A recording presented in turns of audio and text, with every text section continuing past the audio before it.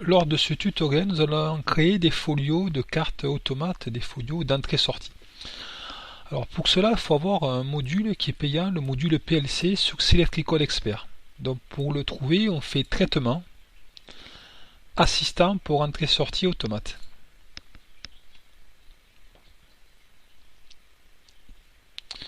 Alors voilà, là il y a eu de gros changements par rapport à la version V4R2. Donc directement on a API 1 qui apparaît ici et on va faire la première tutoriel pour le module PLC, on va importer un fichier déjà. Alors avant, pour importer un fichier, on avait avec Unity Pro, on n'avait que cette solution. On prenait un fichier extension STU et voilà, directement ça nous importait. Là on peut avoir autre chose. Donc on va faire fichier import d'une configuration automate. J'imagine qu'au préalable, je suis par exemple sur Unity Pro. Pour rester Unity Pro, j'ai exporté mon fichier, le dossier que j'ai créé sur Unity Pro, je l'ai exporté en format ZEF et une fois que je l'ai exporté, donc maintenant je vais l'importer sur Selectrical Expert.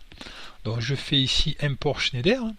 De parenthèse, voilà ici l'extension XHW et XSY, on peut le faire sur Unity Pro. C'est séparer la configuration des cartes automates et après les mnémoniques des entrées-sorties. Donc je reviens à mon fichier d'exportation ZEF. On va le récupérer. Moi j'en ai un tout près qui est ici. Il est là.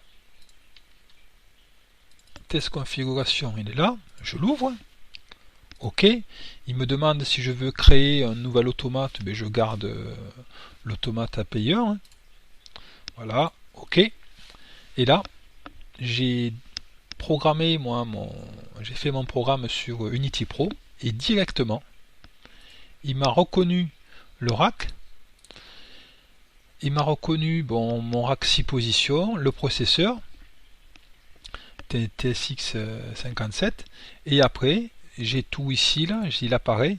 Alors il y a du changement par rapport aux autres à la V4R2, je me répète, mais vous voyez ici pour trouver les mnémoniques, il faut aller ici dans le module, on met entrée sortie et ici il apparaît les mnémoniques là, BP marche, etc.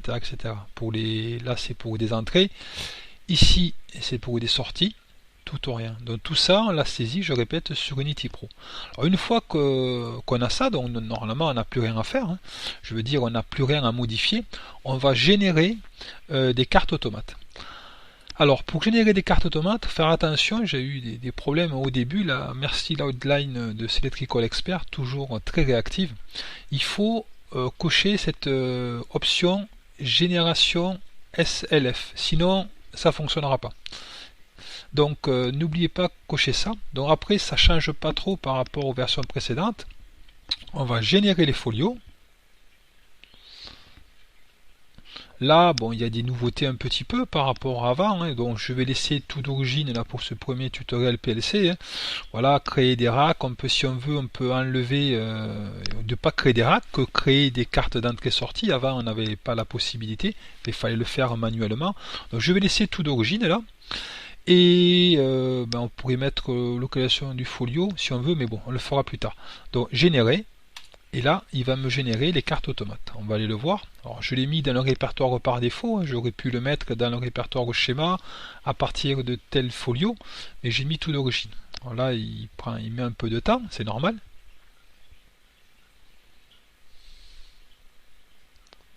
Voilà. Et là, il m'a créé les cartes d'entrée-sortie. Alors, où elles se cachent, on fait fichier ouvrir folio.